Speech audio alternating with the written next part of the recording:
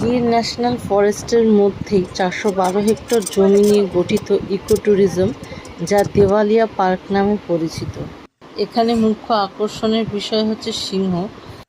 এই পার্কটি সারা বছরই খোলা থাকে, জুন জুলাই থেকে বন্ধ হয়ে যায়, অক্টোবরের 16 তারিখের পর ওপেন হয়।